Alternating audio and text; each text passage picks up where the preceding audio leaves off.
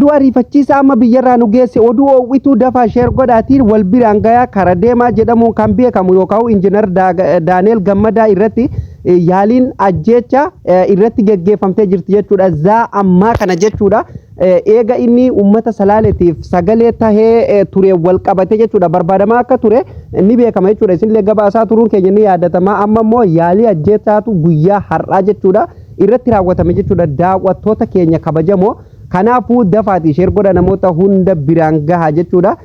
Uummanni Oromoo hundumtuu akka birmatuuf mucaan kun nama Oromoo qaxalee amma lafaa dhufaa jiru dargaggeessa nama beekaa fi akkasumallee nama waa hubataa nama kan saba ufiitiif yaaduudha. Kanaafuu wal biraan gayaati daawwattoota keenya uummanni Oromoo hundinuu bakka jiru hundaa'u sagalee tahuuf qaba jechuudha. Jabaa ofii yeroo jiru yeroo nafseen keessa jirtu jabeeffata yaa Oromoo jabeeffadha.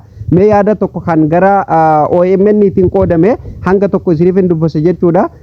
Sirriitti dhaggeeffadhaatii sheer waliif godha daawwattoota keenya ragaa qabatamaadha kun fakkeenyaaf waan miidiyaan hundinuu wal harkaa fuudhaa jiru amma za'a tokko jechuudha eefa wanni kun gadi dhiifame jechuudha daawwattoota kiyya zaanan viidiyoo isiniif waraabutti jechuudha. Za'a tokko guutee garuu ani eegan argee daqiiqaa 30 hin caalle jechuudha. Kanaaf viidiyoo hatattamaan isiniif waraabaa jira jechuudha. Sagaleen na bira jirti dhiifaman isinii jedha daawwattoota kiyya karaa deemaa irratti yaaliin ajjeechaa raawwatamee ta'us garuu lubbuun isaa hafee jira. Lubbuun isaa alhamdulillah rabbi lubbuu isaa baasee jira jechuudha. Karaa deemaa jedhamuun kan beekamu yookaan injiinar Daaneel Gammadaa haleellaa qaamotii hin beekamneen irratti raawwatamuuf hanga xinnoo lubbuun hafuu OMN timee jira jedhamaa jira jechuudha. Akkuma beekamu Itoophiyaa keessatti wanni baratame qaama hin beekamneen qaamni hin beekamne kun biyya mootummaa qabdu keessatti qaamni hin beekamne kun kami kan yeroo hunda yaalii uummatuma Oromoo kanarratti qeerroma Oromoo qarreema Oromoo beekaa Oromoo barsiisaa Oromoo ustaaza Oromoo sheeka Oromoo qeesii Oromoo irratti yeroo hundumaa hayyuma Oromoo irratti aggaamamu kuni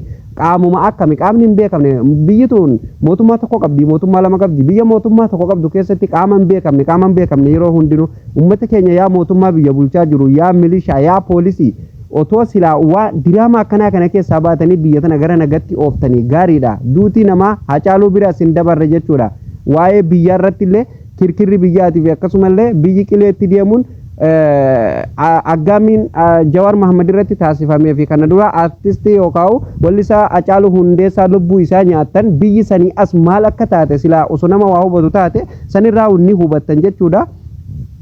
Itti dabaluun jechuudha ergaa kana akka namoota hedduu bira ga'uuf jechuudha kan inni isiniif dubbisaa jiru jechuudha. Ergaan kun namoota hedduu bira akka ga'uufin isiniif dubbisaa jira yaada inni gara OMN itiin ibsate jechuudha. Daaneel Gammadaa kuni jechuudha daawwattoota kiyya kanaafuu ergaa isaa kana namoonni hundinuu sheer gootanii waliin ga'uu qabdan jechuudha. Yaada kiyyallee irratti kennataan deeman sille yaada keessa irratti kennadaa daawwattoota kiyya karaa deeman akkas jechuun ammallee itti fufee jechuudha. Akka karaa deeman jedhutti namoonni mootoraan deeman duraa fi duuban marsuun haleellaa irratti raawwatan yaalii ajjeechaa olaantummaa narratti fudhatame waaqni lubbuu koo oolchee jedha jechuudha. Baga ammallee lubbuu kan kee si oolche jechuun barbaanna jechuudha. Ragaan viidiyoo fi suuraa OMN dhaqqabee akka mul'isutti injiinar Daaneel Gammadaa mataan isaa kan falaxame yoo ta'u hospitaalatti wallaanamaa jira amma jedhaa jira jechuudha. Daawwattoota kiyya kun akkuma amma iskiriin irratti suuraa isaa argaa jirtan kana suuraan isaa kan fuuldura keessanitti argatan kan cinaa tokko kan duraaniiti kan amma immoo kan ciisaa jiru kan dhiiga matarraa qabu kunillee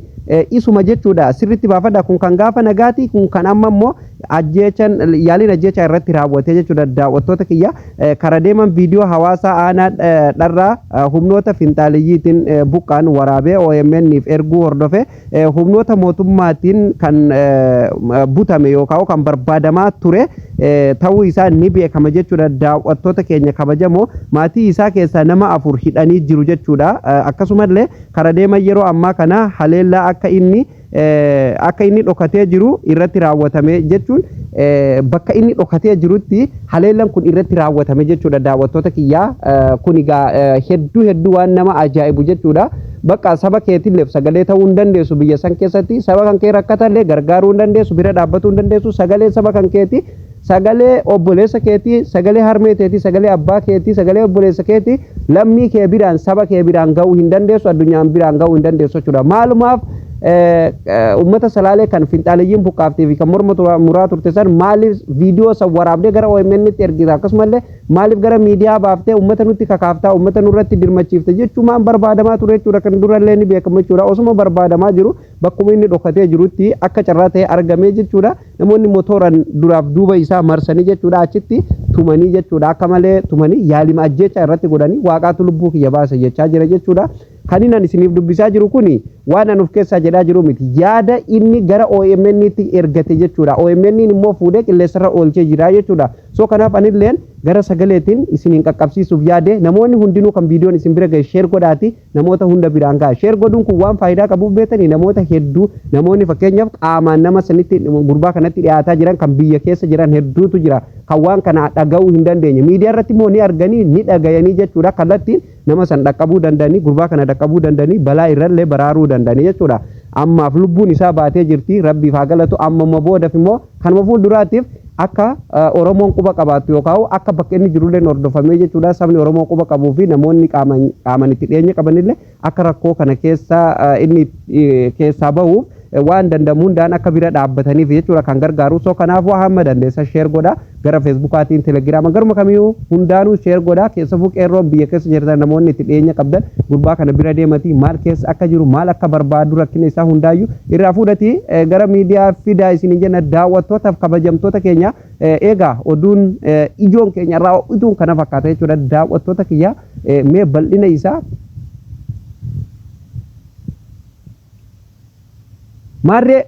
Marreen ulleen jala buunee waan jiru hundumaayyuu guyyaa guyyaan kana qofaa miti waan Oromoof Oromiyaa irratti ta'u kamiyyuu jechuudha akkuma isiniif gabaasaa turre gara fuulduratti illee kutannoon itti cichoominaan isiniin geenye jechuudha waan kamiyyuu kallattiin oduu Oromiyaaf Oromoo irratti taate kamiyyuu jechuudha daawwattoota keenya kallattiin isin biraan geenya marree isinilleen chaanaala keenya subscribe gootanii miseensa maatii keenya ta'uu hin dagatina namoonni haaraa taatan viidiyoolleen akka namoota hedduu bira ga'uuf like share yoo gootan hedduu nu gargaara viidiyoon irraa asumarratti kan goolabamu ta'a daawwattoota kiyya kan itti aanu nama walitti deebinutti nagaa ta'a.